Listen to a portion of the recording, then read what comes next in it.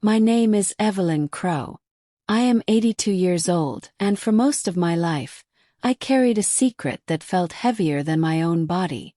People in my town know me as the quiet grandmother who always smiles at the grocery store, the old woman who feeds birds every morning behind her small white house, the retired nurse who never complains.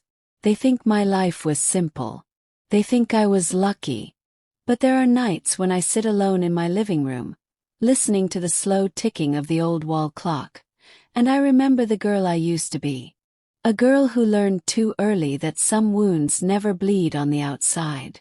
I was born in a small town in Missouri, where the roads were dusty, the houses were far apart, and everyone knew everyone. My father, Harold Crow, was a respected man. He owned a hardware store on Main Street. People called him kind, hard-working, and God-fearing. They trusted him. They admired him. No one ever suspected the truth. When I was 7 years old, my world began to change in ways I did not understand. My mother was sick most of the time, lying in bed with headaches and tired eyes. My father became quieter, colder. His footsteps at night started to scare me more than thunder. I did not have the words to explain what was happening. I only knew that every night, when the house grew silent and the wind pressed against the windows, fear sat beside my bed like a shadow that never left. I tried to be a good child. I tried to be invisible. But invisibility did not save me. Tonight, as an old woman, I look at my hands. They are wrinkled and thin, but they once belonged to a small girl who wanted nothing more than safety. That girl is still inside me. She never left. And tonight, for the first time in 82 years, I am ready to tell her story. Before we go deeper into this journey, if you love emotional and powerful stories that touch the heart and open hidden truths, make sure you subscribe to this channel, like this video, and turn on the notification button so you never miss another story like this. Also, tell me in the comments which part of the country you are watching from. I want to know who is here with me on this journey. Now let me take you back to the night everything finally broke. I was 9 years old when my body could no longer pretend to be strong. It happened on a winter night when the snow outside was so thick it covered the world in silence. My mother had gone to sleep early. The heater was broken again, and I was wrapped in an old blanket that smelled like laundry soap and dust. I heard my father's footsteps in the hallway. Low, heavy, careful. My heart began to beat so fast I thought it would wake the whole house. I stared at the door, praying it would not open. But it did. That night, something inside me collapsed in a way it never had before. And what happened next changed the course of my entire life in a way I never imagined. Because the next morning, I made a decision that would put my family, my town, and my own future in danger. And I had no idea that someone was already watching me. If you feel this story touching your heart, do not forget to like, comment, and subscribe. Your support helps these stories reach more people who need them. The morning after that winter night, I woke up feeling like my body did not belong to me anymore. The ceiling above my bed looked the same. The pale cracks in the paint had not moved. The old wooden wardrobe stood in the same corner. Everything in my room looked normal, peaceful, untouched. But inside me something was broken. I lay still for a long time, listening to the house breathe. The floorboards creaked as the cold air moved through the walls. Somewhere in the kitchen, the clock ticked slowly. Each second felt heavy, like it was pressing on my chest. I did not cry. I had learned that crying did not change anything. Instead, I stared at my hands. They looked small and weak. I wondered if they would ever become strong enough to protect me. When I finally got out of bed, my legs trembled. I walked to the bathroom quietly, careful not to make noise. The mirror above the sink reflected a girl with wide eyes and pale lips. I did not recognize her. "Is that really me?" I whispered. She did not answer. I washed my face with cold water, hoping it would wash away the memories of the night. But the water only made my skin colder. The memories stayed. In the kitchen, my mother was already awake. She stood by the stove, stirring oatmeal in a pot. Her back was slightly bent, her hair tied in a loose knot. She looked tired, like she had not slept at all. "Good morning, Evie," she said softly. Her voice was gentle, but it felt far away. "Good morning, Mama," I replied. My father sat at the dining table, reading the newspaper. His face was calm, almost peaceful. He did not look at me. He did not look at my mother. He looked like a man who had nothing to hide. For a moment, I wondered if I had imagined everything. But my body knew the truth. "Sit down and eat," my mother said. I sat on the chair across from my father. The wooden seat felt hard beneath me. The smell of oatmeal made my stomach twist. I tried to lift the spoon, but my hand shook. "You okay, Evie?" my father asked without lifting his eyes from the paper. "Yes, sir," I answered. That was what good children said. Oh, sir. Thank you, sir." He folded the newspaper and stood up. As he walked past me, his hand brushed my shoulder. My body froze. He paused for a second, then continued toward the door. I heard it close behind him. Only then did I breathe again. My mother sat beside me and touched my hair. "You look tired," she said. I wanted to tell her everything. I wanted to scream. I wanted to grab her hands and say, "Mama, please help me. Please see me. Please protect me." But the words refused to come out. Instead, I nodded. School that day felt like another world. The classroom smelled of chalk and old books. My teacher, Miss Lorraine, smiled as she wrote on the board. The other children laughed, argued, whispered secrets. They lived in a world where fathers were heroes and homes were safe. I felt like a stranger among them. During recess, my best friend Maribel ran toward me. She had curly hair and bright eyes. Her laughter always sounded like music. "Why are you so quiet today?" she asked. Shrugged. "Did something happen?" I opened my mouth, but the truth felt too big, too dangerous. If I told her, everything would change. People would look at my father differently. They would look at me differently. So I shook my head. "Nothing happened," I said. Maribel frowned, but she did not push. That afternoon, as I walked home, I felt a strange feeling in my chest. It was not fear. It was not sadness. It was something new. Anger. Why did I have to be the one who suffered? Why did he get to smile and walk freely in the town? Why did everyone believe he was a good man? That night, I made a silent promise to myself. One day someone will know. But I did not know how dangerous that promise would become. The weeks that followed felt like walking through fog. My father acted normal. He fixed things around the house, joked with neighbors, helped customers at his store. People praised him everywhere he went. "Your father is such a good man, Mrs. Crow," the women in town often told my mother. She smiled politely, but her eyes always looked tired. At night I began to stay awake, pretending to sleep. I listened to every sound. Every creak of the floor made my heart jump. Sometimes my father's footsteps came close to my door. Sometimes they did not. Every night felt like a gamble with fate. One evening something unexpected happened. My mother knocked on my door after dinner. "Can I come in?" she asked. I nodded. She sat on the edge of my bed and looked at me carefully. The lamplight made her face look older than her years. "Evie," she said softly, "have you been feeling strange lately?" I hesitated. "What do you mean?" I asked. "You do not talk as much anymore. You do not laugh. You barely eat. You look like you are carrying something heavy." Her words made my chest tighten. For a moment I thought she knew. For a moment I thought she was about to save me. I stared at the floor. "I'm fine, Mama," I said. She studied my face, as if searching for something hidden beneath my words. "If something is wrong, you can tell me," she said. Her voice trembled slightly. I wanted to believe her. But fear was louder than hope. So I smiled. "I'm just tired," I said. She sighed and kissed my forehead.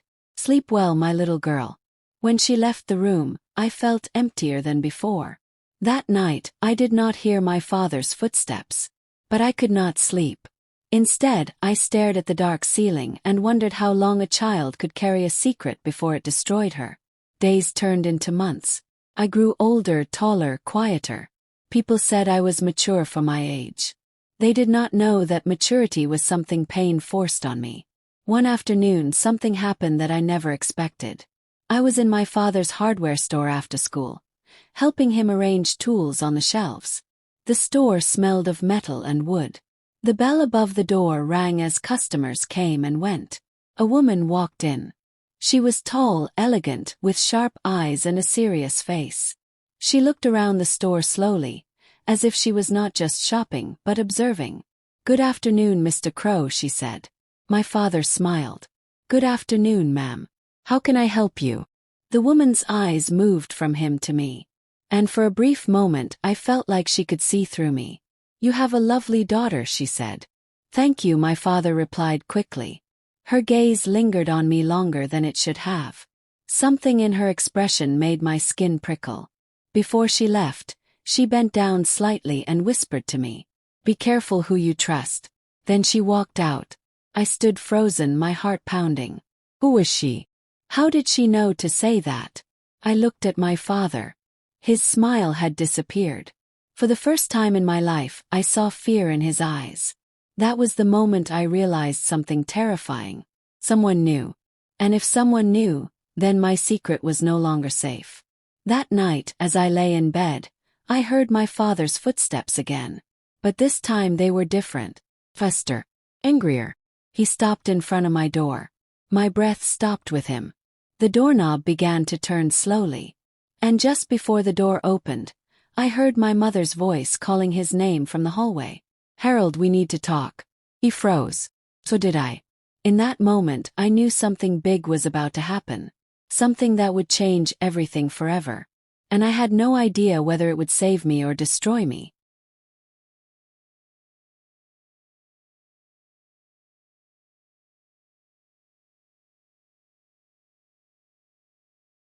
When my mother called my father's name, the house seemed to stop breathing. "Harold, we need to talk." Her voice was calm, but there was something underneath it. Something sharp. Something I had never heard before. My father's hand froze on the doorknob. For a few seconds no one moved. I lay in bed, holding my breath, my heart pounding so loudly I thought they could hear it through the walls. He slowly removed his hand from the door and turned toward her voice. "What is it?" he asked. "Come to the living room," she said. Her footsteps moved away. I heard his footsteps follow. The hallway grew quiet again. I stayed in bed, staring at the door, afraid to move, afraid to hope. I did not know what my mother wanted to talk about. I did not know if she knew anything. But deep inside me, a strange feeling began to grow. Maybe tonight would be different. I listened carefully. The living room was not far from my bedroom. The walls were thin, and the house was old. If they raised their voices, I would hear them. At first, their voices were low. Too low. I could not understand the words, only the tone. My father sounded impatient. My mother sounded tired. Then her voice grew louder. "I've been watching you, Harold." Silence. "Watching me?" he repeated. "Yes," she said. "For months." My hands clenched the blanket. "What does that mean?" he asked. "You think I do not notice things," she said. "You think I am blind." His voice became harder. "You are imagining things again." Again. That word pierced my heart. So he had said that before. I heard a chair scrape across the floor.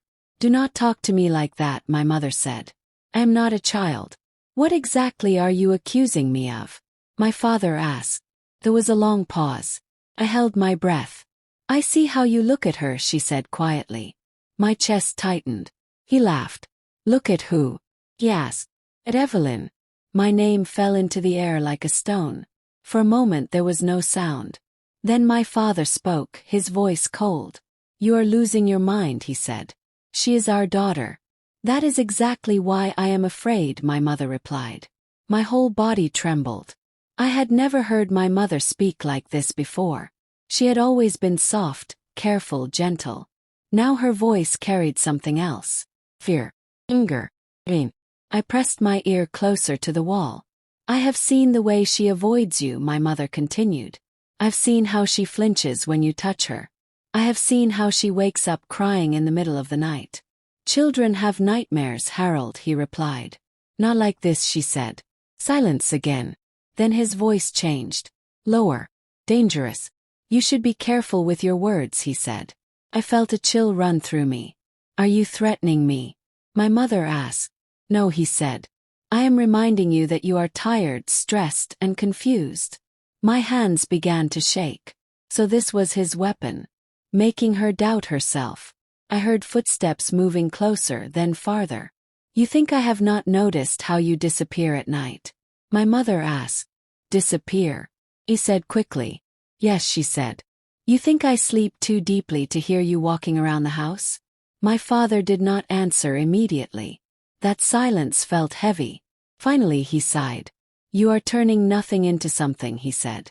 I walk around because I cannot sleep. That is all. My mother's voice softened slightly. Then explain why our daughter is changing, she said. Explain why she is afraid in her own house. I felt tears rise in my eyes. She saw me. She noticed. For the first time I felt less invisible. But my father's response crushed that fragile hope. You are putting ideas into her head, he said. Children feel what their parents feel. If you are anxious, she becomes anxious. That is simple psychology. Ecology. Big words to hide ugly truths.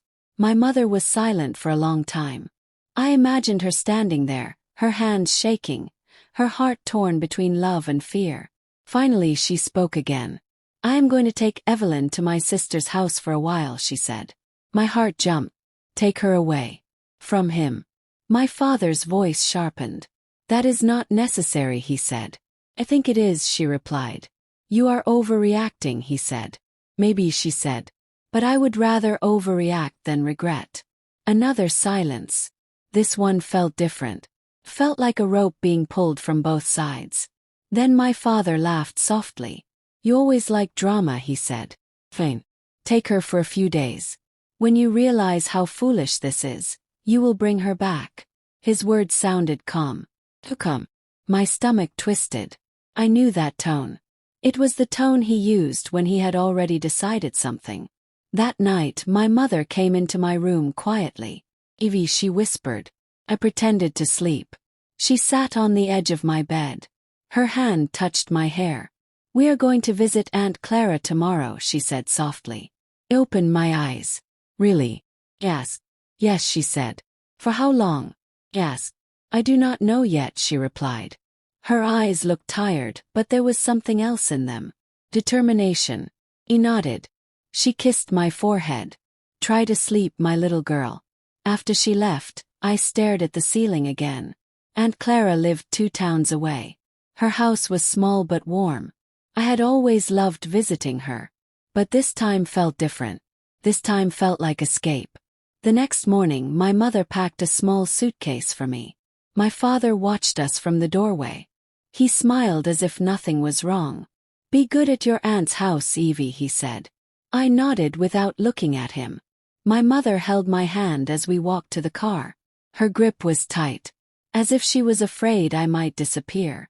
When we drove away, I looked back at the house.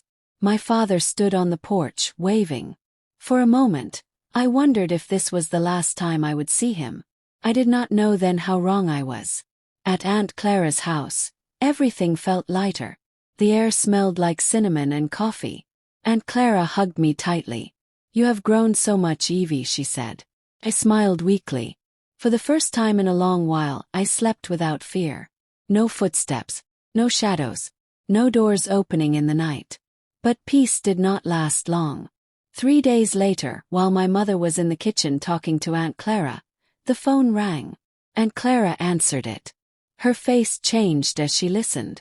She looked at my mother. It is Harold, she said quietly. My mother took the phone. Hello, she said. I watched her face. At first she looked calm. Then her eyes widened. Her lips trembled. What? She asked. She listened again. Her hand began to shake. That is impossible, she said. I felt a knot form in my stomach. She looked at me. Her eyes were filled with shock. "What happened?" And Clara asked. My mother slowly lowered the phone. "Harold said something happened at the store," she whispered. "Something bad." I stood up. "What kind of bad?" Yes. My mother did not answer immediately. She looked like she was trying to understand something that did not make sense. Then she said words that made my blood run cold. "He said the police are looking for us." In that moment I realized something terrifying. My father was not just afraid anymore. He was fighting back. And whatever he had done, it was big enough to bring the police into our lives. I did not know it yet, but that phone call was the beginning of a storm that would tear our family apart forever. And the worst part was this. Deep inside me, I felt that he was not running from the police. He was running from the truth. And he was ready to destroy anyone who stood in his way, including me. For a long moment none of us spoke. The kitchen felt too small. The ticking clock on Aunt Clara's wall sounded louder than before, like it was counting down to something terrible. "The police are looking for us," my mother repeated, her voice barely above a whisper. My stomach dropped. "For us?" Yes. My mother did not look at me right away. She stared at the phone in her hand as if it might suddenly explain everything. "Harold said there was an incident at the store," she said slowly. "He said someone accused him of something serious." "Accused him of what?" And Clara asked. My mother swallowed hard. "He did not say everything," she replied. "But he said the police asked questions. And he said someone told them lies about him." Her eyes slowly turned toward me. I felt a chill run through my body. "Lies." Aunt Clara repeated. "Yes," my mother said. "He said someone is trying to destroy him." I knew in that moment that my father had chosen his side. He was not afraid of the truth. He was afraid of being exposed. And instead of stopping, instead of confessing, instead of changing, he had decided to turn the world against us. Felt small again. That night I could not sleep. Aunt Clara gave me a blanket and let me sleep on the couch in the living room. The curtains moved slightly with the night wind. Every sound made my heart jump. I kept imagining police cars outside the house. I kept imagining my father standing at the door, smiling. Around midnight I heard voices. My mother and Aunt Clara were talking quietly in the kitchen. "He has always been controlling," Aunt Clara said. "I never liked the way he looked at Evelyn." My chest tightened. "You think something is really wrong?" my mother asked. Aunt Clara hesitated. "I think you already know the answer," she said softly. Silence. Then I heard my mother's voice break. "I was afraid to admit it," she whispered. I did not want to believe it. I pressed my hands against my ears. Part of me wanted to hear everything. Part of me wanted to disappear. The next morning everything changed again. A loud knock on the door woke me up. Not a gentle knock. Not a friendly knock. Hard, urgent knock. Aunt Clara froze in the hallway. My mother walked slowly toward the door. "Who is it?" she asked. "Police," a voice answered. My heart began to race. My mother opened the door. Two officers stood outside. A man and a woman. Their faces were serious but not cruel. "Good morning, ma'am," the woman said. "Are you Lydia Crow?" "Yes," my mother replied. "We need to ask you a few questions," the man said. My mother nodded slowly. They stepped inside. Their eyes moved around the house until they found me. The female officer knelt in front of me. "Hello, Evelyn," she said gently. "My name is Officer Karen Miles. Do you know why we are here?" I shook my head. My throat felt dry. She looked at my mother. "May I speak with Evelyn alone for a few minutes?" she asked. My mother's face went pale. "Why?" she asked. "It is routine," the officer said softly. My mother hesitated. Then she nodded. They led me into Aunt Clara's bedroom. The door closed behind us. Officer Miles sat on the edge of the bed. Her eyes were kind but serious. "Evelyn," she said gently, "I want you to know that you are not in trouble." I looked at my hands. "Then why are you here?" "Yes." She took a deep breath. "Someone reported concerns about your safety," she said. My heart skipped. "Concerns about my safety? Do you feel safe with your father?" she asked. The question hung in the air. 4 years I had hidden the truth. 4 years I had swallowed my fear. Now someone was asking me directly. I felt like the whole world was watching. If I said yes, everything would go back to normal. If I said no, everything would explode. I looked at her eyes. They were waiting. I thought about the footsteps at night. The fear. The silence. The loneliness. I thought about my mother, who was finally starting to see something was wrong. I thought about the strange woman in the store who warned me to be careful. And then, for the first time in my life, I felt something stronger than fear. I felt truth rising in my chest. My lips trembled. No, I whispered. Officer Miles did not look surprised. She nodded slowly. Can you tell me why? She asked. My voice came out broken. 'Cause, I said, my father hurts me at night. The words felt unreal, like they did not belong to me. For a moment the room was silent. Officer Miles did not interrupt. She did not rush me. She just listened. Tears began to fall from my eyes. I told her everything.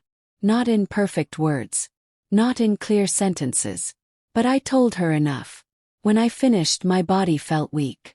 Like I had run a long distance without stopping. Officer Miles stood up slowly. You did a very brave thing, Evelyn, she said. I did not feel brave. Felt terrified.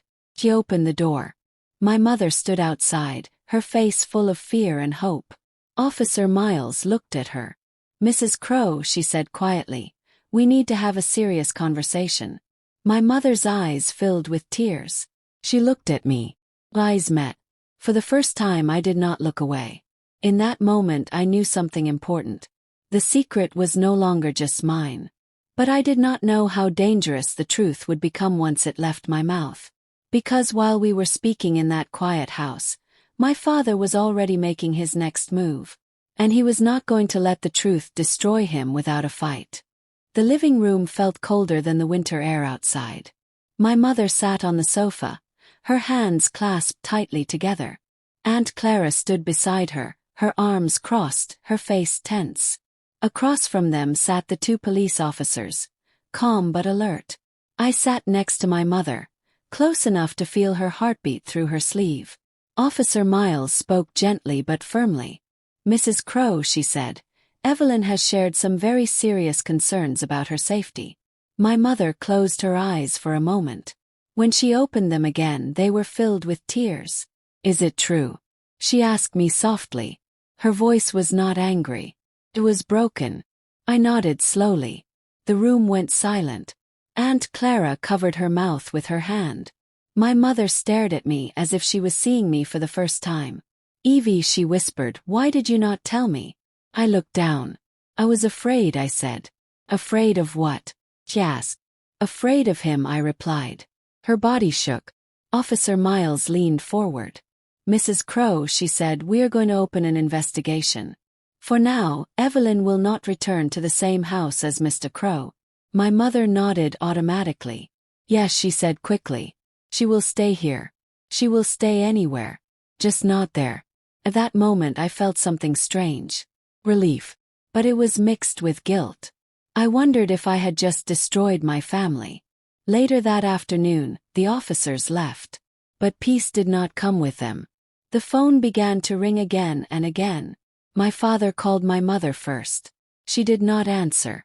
He called again. And again. Finally she turned the phone off. That evening, news began to spread. Small towns have ears everywhere. By the next day, people were whispering in grocery stores, in churches, on sidewalks. Did you hear about Harold Crow? They say something terrible is going on in that family. Impossible. Harold is such a good man. He helps everyone. He would never do something like that. Their words reached us like invisible knives. My mother tried to act strong, but I saw her crying at night when she thought I was asleep. Aunt Clara stayed close to me all the time. But nothing prepared us for what happened 3 days later. It was early in the morning when someone knocked on Aunt Clara's door again. This time it was not the police. It was my father. I saw him through the window before anyone opened the door. He stood on the porch with his hands in his pockets, his face calm, his posture relaxed. He looked like the same man everyone loved. My heart began to pound. "Mama," I whispered. My mother froze. She walked slowly to the door. "Do not open it," Aunt Clara said. My mother hesitated. Then she opened the door just a little. "Harold," she said quietly. He smiled. "Good morning, Lydia," he said. "You should not be here," she replied. "I came to see my daughter," he said softly. His eyes moved past my mother. "They found me." For a moment, I felt like I was 7 years old again, trapped in my bedroom with no escape. "Evie," he said gently, "come here." I did not move. My mother stepped in front of me. "She is not coming outside," she said firmly. His smile did not disappear. "Lydia," he said, "people are talking. They are saying horrible things about me. About our family. You know how rumors work in this town. You know how people love drama." He looked at me again. "Evie," he said softly, "why did you tell lies about your own father?" My body froze. The word felt like poison. "I did not lie," I whispered. He sighed dramatically. "Lydia," he said, "look at her. She is confused. She is a child. Children imagine things. You know that." My mother's hands clenched. "Do not talk about her like that," she said. He stepped closer. "I am her father," he said. "I have the right to talk about her." His voice became colder. "And I have the right to defend myself." At that moment, I understood something terrifying. My father was not ashamed. He was not afraid. He was angry. Angry that his secret was no longer safe. "Harold," Aunt Clara said sharply, "you need to leave." He turned to her slowly. "Stay out of this, Clara," he said.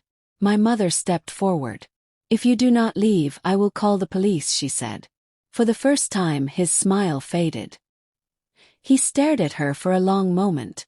Then he nodded slowly. "Fine," he said. "I will leave." But before he turned away, he looked at me one last time. His eyes were no longer gentle. They were dark. And his voice was barely above a whisper. "This is not over, Evie." The door closed. My knees became weak. I felt like the ground had disappeared under my feet. That night I could not sleep. I kept hearing his voice in my head. "This is not over." I did not know what he meant. But deep inside, I felt that the worst part of the story had not even begun. And I was right. Because the next morning, my mother received a letter that changed everything. A letter written in my father's handwriting. And when she read it, her face turned pale. "Evie," she whispered, "you need to see this." I walked toward her slowly, my heart pounding. I took the letter from her hands. And as I read the words on the paper, I realized my father had found a way to hurt us without even touching us. A way that would make the whole town turn against me. And what he wrote in that letter was so shocking that I felt my world collapse all over again. The truth was no longer just dangerous. It had become a weapon. And I was the target. My hands trembled as I held the letter. The paper felt heavy, as if it carried more than words. My father's handwriting was neat and familiar. I had seen it on grocery lists, birthday cards, and school permission slips. But this time his words felt different. They felt cold. My mother stood beside me, her face pale, her lips pressed tightly together. Aunt Clara watched us silently from the doorway. I began to read. "To whom it may concern. I am writing this because I can no longer stay silent while my family is being destroyed by lies. My daughter Evelyn has been struggling with emotional problems for a long time. She has imagined things before. I tried to protect her and keep our family together, but now she has told stories that are ruining my name and my business. I love my daughter, but she needs help. I am afraid that someone has influenced her to believe things that never happened." The words blurred in front of my eyes. I felt like I could not breathe. He had done it. He had turned the truth into a lie. He had turned me into the problem. My mother slowly took the letter from my hands. "He sent copies of this," Aunt Clara said quietly. "Copies?" My mother whispered. "Yes," Aunt Clara replied. "To the church. To the school. To some people in town. Maybe even to his customers." My chest tightened.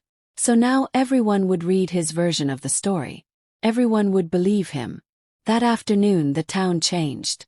When my mother and I went to the grocery store, people stared at us. Some looked away quickly. Some whispered to each other. Some shook their heads.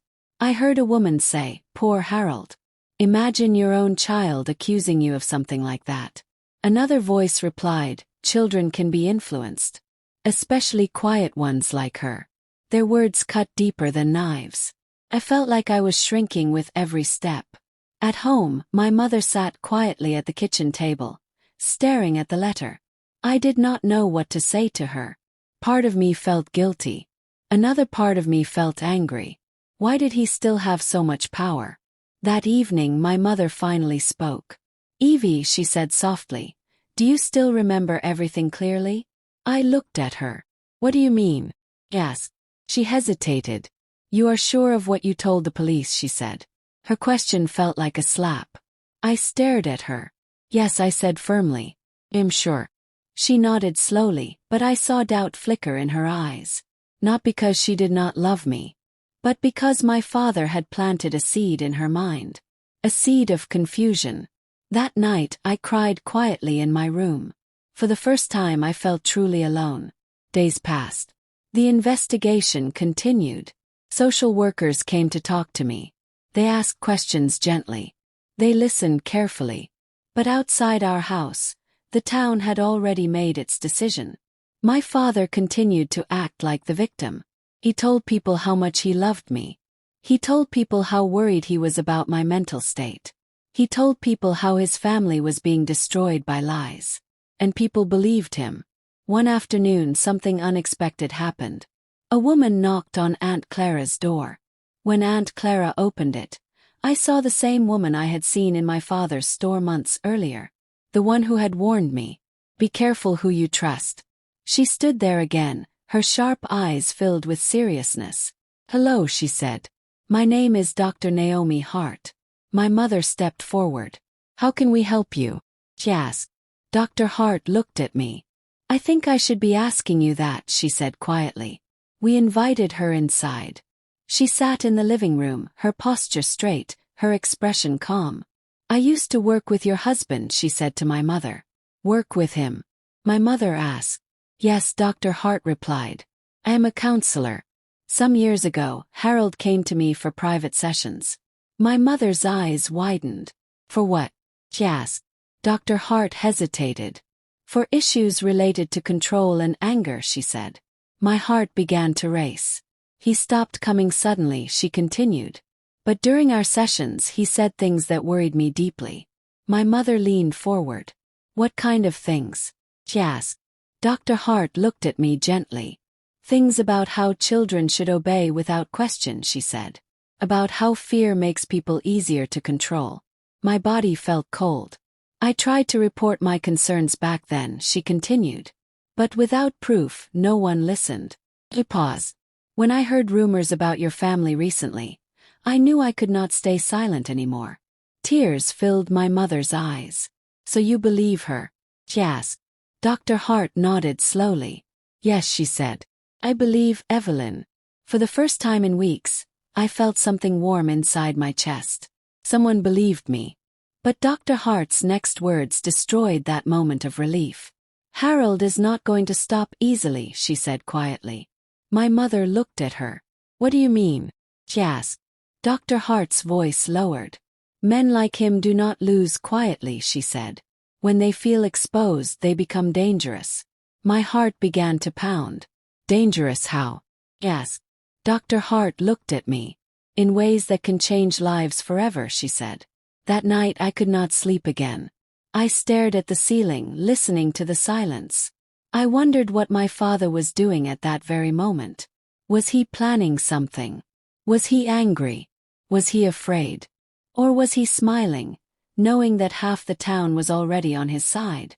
3 days later the answer came. It came in the form of a phone call from the police.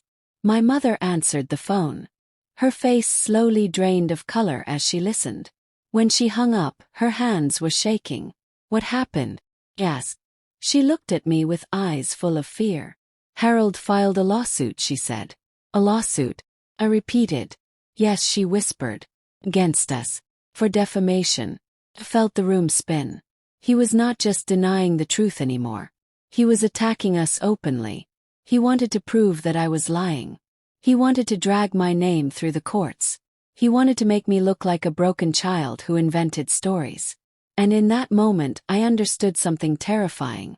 My father was not running from the truth anymore. He was chasing it. And he was determined to crush it completely. I did not know then that the next stage of my life would not be fought in bedrooms or hallways. It would be fought in courtrooms, in newspapers, and in the minds of people who had never known my pain. And the battle that was coming would push me to a breaking point I never imagined. Because soon I would be forced to stand in front of everyone and tell my story out loud. And when that day came, I would discover a secret about my father that was far worse than anything I had ever imagined. The courthouse smelled like old paper and cold air. I remember holding my mother's hand as we walked through the tall glass doors. Her palm was sweaty, her fingers trembling slightly. People in suits moved around us, talking in low voices, carrying thick folders and briefcases. To them it was just another day at work. To me it felt like walking into a storm. I was 12 years old by then. 3 years had passed since the first time I told the truth. 3 years of whispers in town. 3 years of my father's lawyers sending letters. 3 years of my name being discussed in rooms I had never entered. Now the storm had reached its center. Today I was going to speak in court. My father sat on the other side of the room. He wore a dark suit and a blue tie. His hair was neatly combed. His posture was straight. He looked calm, respectable, and confident. He looked like the man everyone trusted. When our eyes met, he did not look angry. He did not look afraid. He smiled. That smile made my stomach twist. My mother sat beside me, her jaw tight, her eyes fixed on the judge. Aunt Clara sat behind us, whispering prayers under her breath. When the judge entered, everyone stood. My heart pounded so hard I thought it might tear through my chest. The case began slowly. Lawyers spoke in complicated words I barely understood. They talked about reputation, evidence, credibility, and motives. Then my father's lawyer stood up. He walked slowly toward the center of the courtroom. "Ladies and gentlemen," he said, "this case is not about cruelty. It is not about monsters. It is about a misunderstanding that has grown into a tragedy." He turned slightly toward me. "We are talking about a child who has been influenced by fear, imagination, and the emotional stress of her parents' conflict." My hands clenched into fists. "A child who truly believes her own story," he continued. "But belief does not always mean truth." I felt my throat burn. My father lowered his head slightly, as if he was ashamed. People in the courtroom glanced at him with sympathy.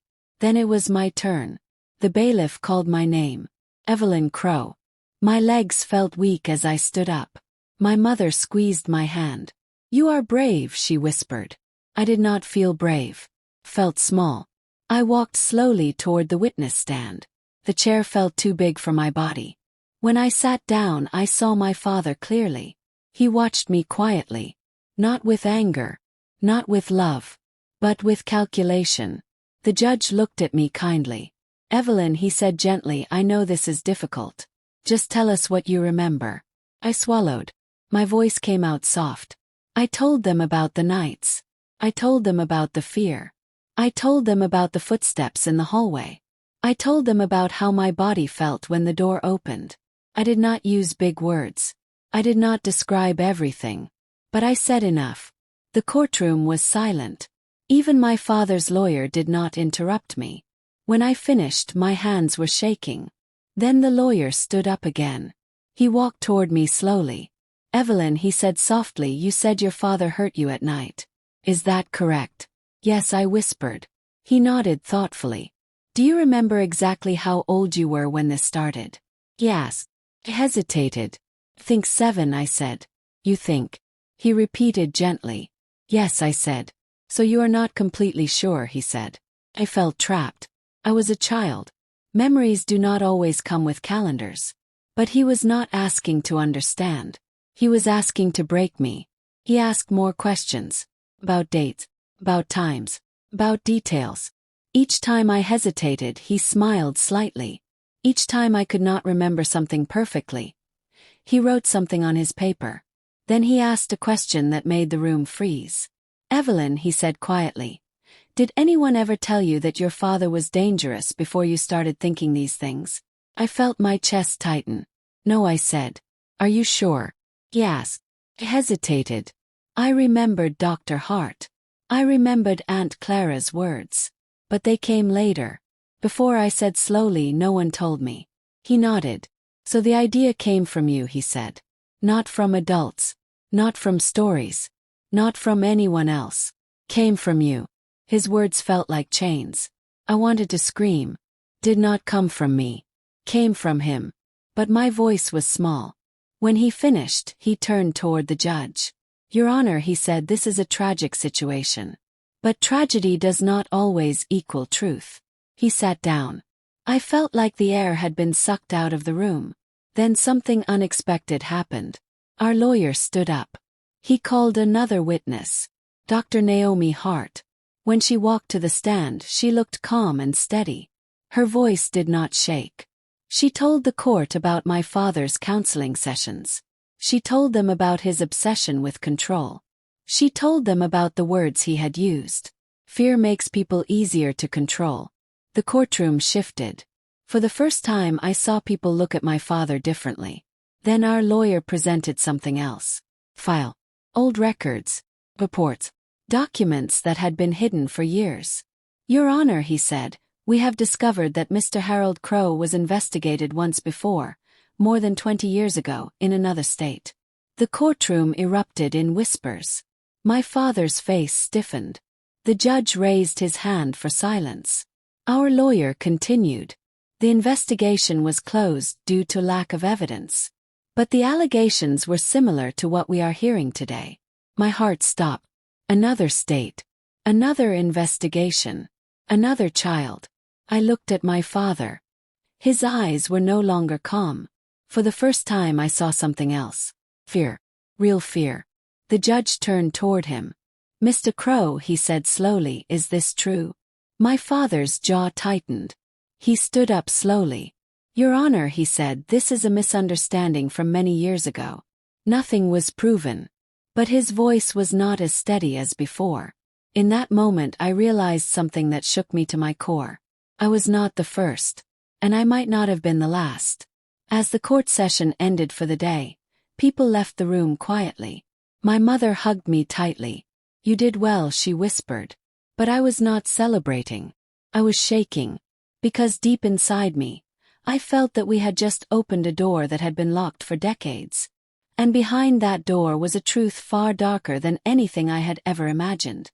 That night, as we sat quietly in Aunt Clara's living room, our lawyer called my mother.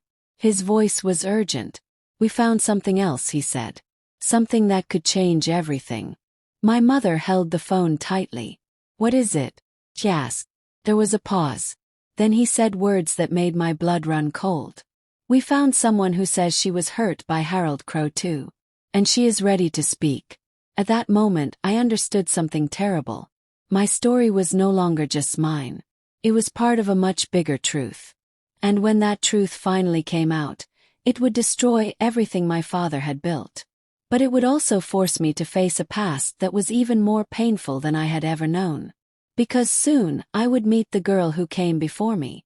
And what she would tell me would change my life forever. I did not sleep that night. Every time I closed my eyes, I imagined a face I had never seen before. The girl who came before me. I wondered what she looked like. Was she older than me? Was she younger? Did she survive? Did she stay silent like I did? Or did she scream until no one could ignore her? The next morning the sky was gray. Rain tapped softly on Aunt Clara's windows, as if the world itself was afraid to speak too loudly. My mother sat at the kitchen table, staring at her coffee cup. She had not slept either. Our lawyer arrived around noon. His name was Mr. Daniel Brooks. He was tall, with tired eyes and a voice that sounded calm even when he carried bad news. He sat across from us and placed a thick folder on the table. "We found her," he said quietly. My heart began to race. Where is she? My mother asked. She lives in another state now, he replied. Far from here. Is she real? I asked softly. He looked at me. Yes, Evelyn, he said. She is real. He opened the folder. Inside were documents, old reports, and photographs. Her name is Lillian Moore, he said. She is now 35 years old. 35. That meant she had been a child long before I was born. She met your father when he lived in Colorado, Mr. Brooks continued. He worked at a small hardware company there before moving to Missouri. My chest tightened. Lillian was the daughter of one of his co-workers, he said. Her family trusted him. He often offered to help them with errands, repairs, babysitting. My hands began to shake. Just like us. Her parents noticed changes in her behavior, he continued. Fear, silence, nightmares. They suspected something was wrong, but they had no proof. He paused. When they finally reported concerns, Harold had already moved away. So he escaped, my mother whispered. Yes, Mr. Brooks said. I felt a strange mixture of emotions. Anger, sadness, and something else. Connection. When will we meet her? Yes. Mr. Brooks hesitated. She agreed to speak, he said. But not publicly yet. She is afraid. Afraid of what? My mother asked. Afraid of him, he replied. Even after all these years. The words hit me hard. So I was not crazy. I was not imagining things. I was not alone. That afternoon something happened that I never expected. Mr. Brooks arranged a video call with Lillian. My mother sat beside me. And Clara stood behind us. The laptop screen flickered, then showed a woman sitting in a quiet room. She had long dark hair pulled back, tired eyes, and a face that looked older than her age. Hello, she said softly. Her voice was gentle, but there was pain in it. Hello, my mother replied. I stared at the screen. For a moment I could not speak. You must be Evelyn, Lillian said, looking directly at me. I nodded slowly. Yes, I whispered. She studied my face for a long moment. Then she smiled sadly. You look like I did when I was your age, she said. My heart tightened. I began, but my voice broke. She nodded. Yes, she said quietly. Silence filled the room. I felt tears roll down my cheeks. Lillian continued. For years I thought it was my fault, she said. I thought I was weak. I thought no one would believe me.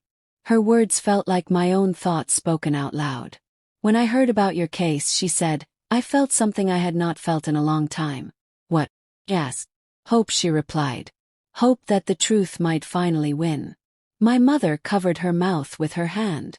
Lillian looked at her. You are lucky, she said gently. You listened to your child. My mother's eyes filled with tears.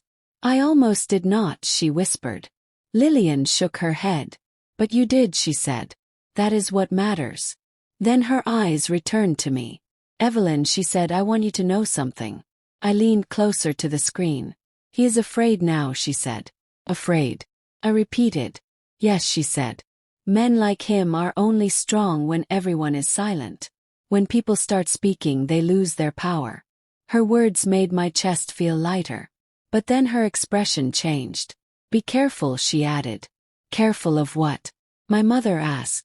Lillian hesitated. When he feels cornered, he will try to control the story, she said. He will try to make you look like the villain. My stomach twisted. He is already doing that, I whispered. Lillian nodded. Then you must be ready, she said. Ready for what? Yes. For him to do something desperate. The call ended.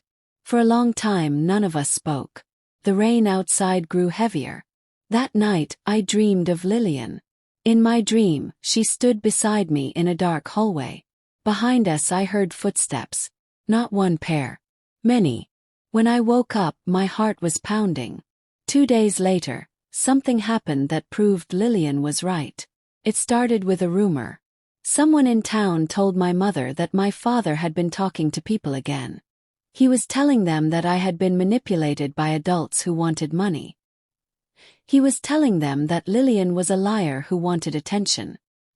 He was telling them that my mother was using me to destroy him. But he did not stop there. One afternoon, my mother received a message from the school. "They want to see you," the principal said on the phone. "About what?" my mother asked. "About Evelyn," he replied. When we arrived at the school, the principal sat behind his desk with a serious expression. "Mrs. Crow," he said slowly, "we received a complaint." "Complaint?" my mother repeated. "Yes," he said. "Someone reported that Evelyn has been telling disturbing stories to other children." My heart stopped. "What kind of stories?" my mother asked. "Stories that are inappropriate," he said. I felt my face burn. My father had done it again. He had found a new way to attack me. He was trying to turn the school against me, trying to make me look dangerous. That night, my mother sat beside me on the bed.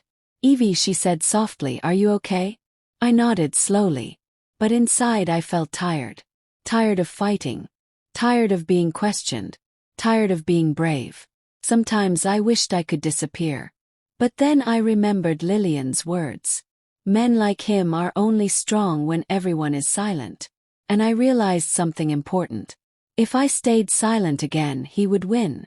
So I made a decision. A decision that scared even my mother. "Mama," I said quietly. "Yes, Evie?" she asked.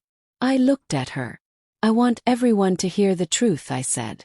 Her eyes widened. "What do you mean?" she asked. I took a deep breath. "I want to speak publicly," I said. "I want to tell my story in front of everyone." My mother stared at me in shock. "Evie," she whispered, "that will be very hard." I nodded. "I know," I said. "But if I do not do it, he will keep hurting people." My mother's eyes filled with tears. She hugged me tightly. "If this is what you want," she said softly, "I will stand with you." In that moment I felt something new. Not fear. Not sadness. Strength. But I did not know what my decision would trigger. Because when my father heard that I was ready to speak publicly, he made his boldest move yet. A move so shocking that it nearly destroyed my life. And when I found out what he had done, I realized that this story was no longer just about survival. It was about war. And the battle was about to begin. The day I decided to speak publicly, the air felt different. It was as if the whole town sensed that something was about to change. My mother and I sat in Aunt Clara's living room with Mr. Brooks. Papers were spread across the table. Plans, dates, names of reporters, and community meetings. "If Evelyn speaks openly," Mr. Brooks said carefully, "the story will no longer belong to Harold. It will belong to the public." My mother looked at me.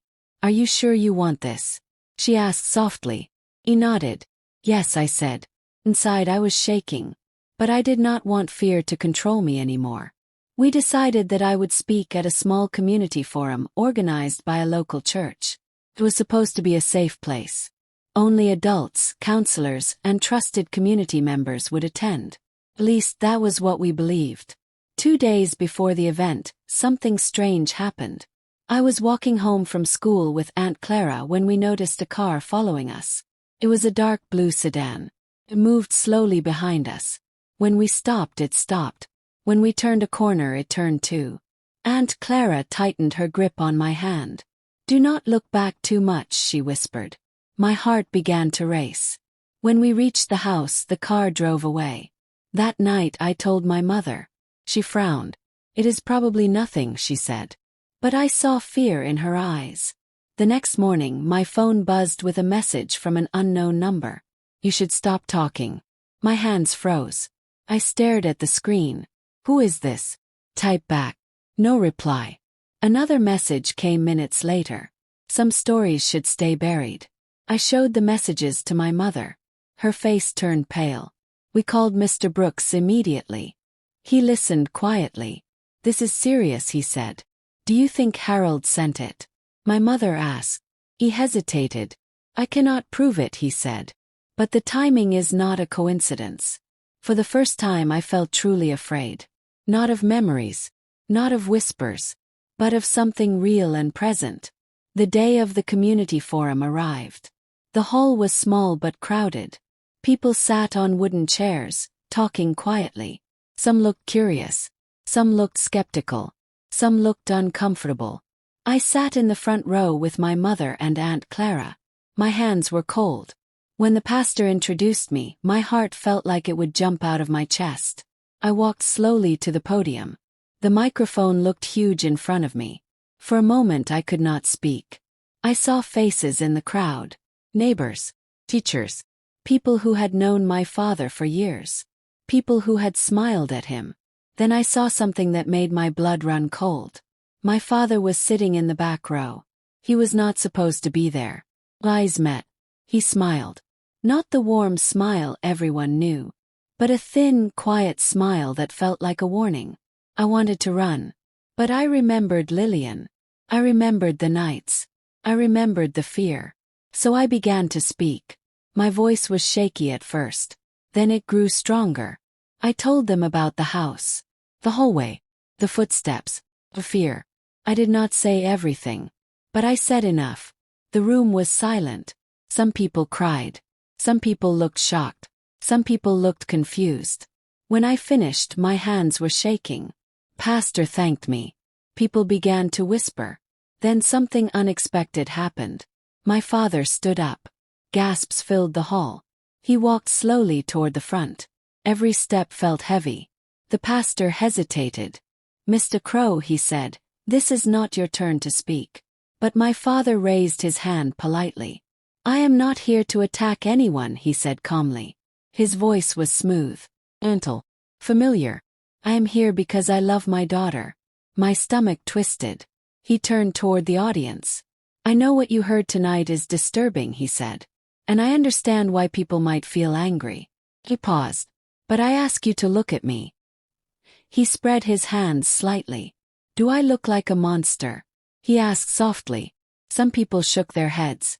He looked at me. "Evie," he said gently, "I am sorry you feel hurt." Feel hurt. Not a hurt. Words matter. Sometimes children go through confusing emotions, he continued. Sometimes they misinterpret situations. My fists clenched. He turned back to the crowd. "I tried to get help for her," he said. "Counseling. Support. But she refused." That was a lie. But he said it with such calm confidence that some people nodded. Then he said something that made my heart stop. "There is something else you should know," he said. The room leaned forward. He took a folded paper from his pocket. "Yesterday," he said, "I received a report from a private investigator." My mother stood up. "What are you doing?" he shouted. He ignored her. "According to this report," he continued, "Evelyn has been influenced by adults who have personal conflicts with me." The crowd murmured. He raised the paper higher. "It also suggests that she may have been coached to exaggerate events." My body felt numb. He looked at me again. "Evie," he said softly, "I forgive you. Forgive me." The words felt like poison. In that moment, I understood something terrifying. He was not just defending himself. He was rewriting the story in front of everyone. Turning me into the liar. Turning himself into the victim. I felt the room slipping away from me. People looked at me differently now.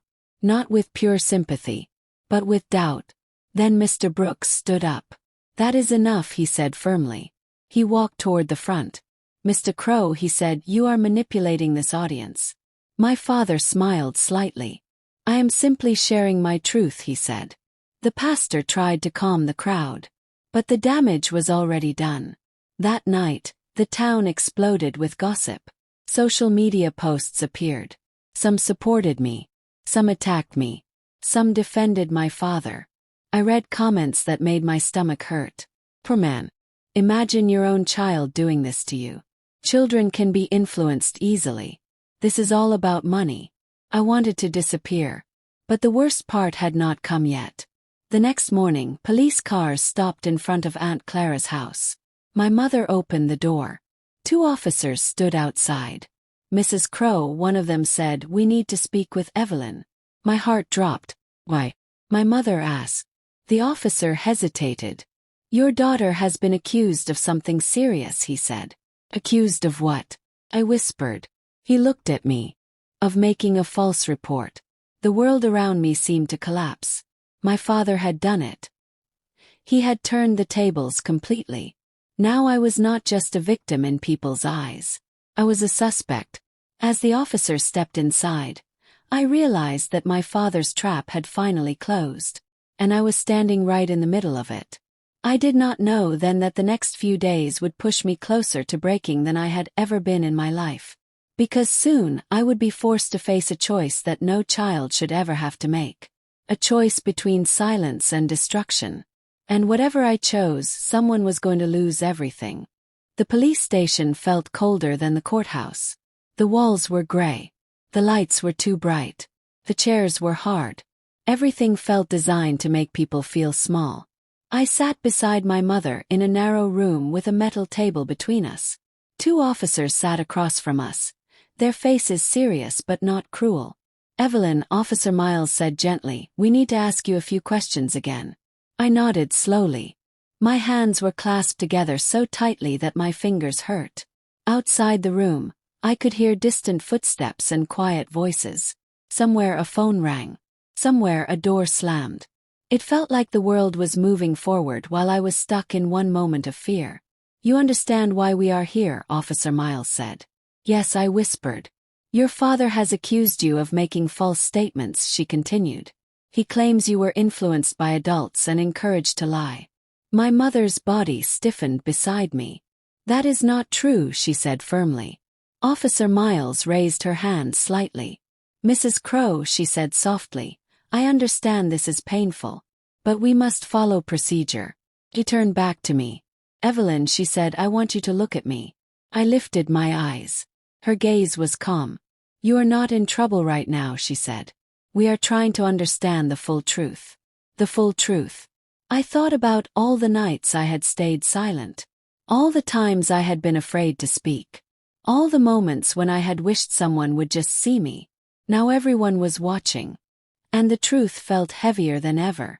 "Tell us again," Officer Miles said gently. "What happened in your house when you were younger?" My throat felt dry. For a moment I wanted to stop. I wanted to say nothing. I wanted to go home and forget everything. But then I remembered Lillian. I remembered the girl before me. I remembered her tired eyes and quiet voice. I remembered her words. "Men like him are only strong when everyone is silent." So I spoke. Not loudly. Not dramatically. But clearly. I told them everything again. The whole way. The footsteps. The fear. The nights. I did not exaggerate. I did not add anything. I just told the truth. When I finished, the room was silent. Officer Miles looked at her colleague. They exchanged a quiet glance. Then she turned back to me. "Thank you, Evelyn," she said. My mother squeezed my hand. After a while they let us leave. But the accusation did not disappear. News traveled fast. Some people in town began to avoid us. Some people whispered when I walked past. Some people looked at me with pity. Others looked at me with suspicion. My father did not speak to me directly anymore. But I knew he was watching. Waiting. The court hearings continued for months. My father's lawsuit moved forward. The investigation into his past deepened. More documents were found. More old reports surfaced. Then something unexpected happened. One afternoon, Mr. Brooks called my mother. His voice sounded different. Excited. Careful. But hopeful. "We found something," he said. "What?" my mother asked. "A recording," he replied. "A recording." I repeated. "Yes," he said. "From years ago." He explained that during my father's counseling sessions with Dr. Hart, some conversations had been recorded as part of professional documentation. Most of them had been sealed and forgotten. But one file had survived. And inside it was my father's voice. When we listened to it, my hands began to shake. His voice sounded calm, controlled. But his words were terrifying. "Children do not need to understand everything," he said in the recording. "They only need to obey. Fear is not cruelty. Fear is discipline." The room felt like it was spinning. That recording changed everything. In court, it was presented as evidence. For the first time, people heard my father's thoughts without his charming smile. They heard his real voice. The courtroom was silent when the recording ended. My father sat still. He did not smile. He did not speak. He looked smaller than I had ever seen him. Then something even bigger happened. Lillian decided to testify. When she walked into the courtroom, she did not look strong. She did not look fearless. She looked human. And that made her brave. She told her story. Not with anger. Not with drama. But with quiet truth. As she spoke, I felt something inside me shift. For the first time, I realized that my pain was not isolated. It was part of a pattern that could no longer be hidden. When the judge finally spoke, his voice was firm. "Mr. Harold Crowe," he said, "the evidence presented raises serious concerns about your behavior and your credibility." My father lowered his head. The lawsuit against us was dismissed. The investigation into him was reopened. He did not go to prison immediately. Life is not always that simple. But his power was gone. His image was shattered. His control was broken. People stopped calling him a hero. People stopped defending him blindly. People started asking questions. And for the first time in my life, I felt safe enough to breathe. Years passed. I grew older. I moved away from that small town. I built a life far from the house with a long hallway and the creaking floors. I became a nurse like my mother once dreamed. I helped people who were afraid. People who felt invisible. People who carried secrets too heavy for their hearts. Sometimes late at night memories still visit me. But they no longer control me. Now, as an 82-year-old woman, I sit in my quiet living room, listening to the same ticking clock. But it no longer scares me. I understand something now that I did not understand as a child. Winning is not always loud. Sometimes winning is simply surviving. Sometimes winning is speaking when silence feels safer. Sometimes winning is choosing truth even when the world doubts you. My father lost his power not because I hated him, but because I refused to stay silent. I did not destroy him. His own secrets did. And I did not become strong out of revenge. I became strong out of necessity. Out of love for the little girl I once was. If you felt this story in your heart, please like this video, subscribe to the channel, and turn on the notification button so you do not miss more emotional and powerful stories like this. Also, share your thoughts in the comments and tell us where you are watching from. Your voice matters, and your support helps these stories reach people who need them.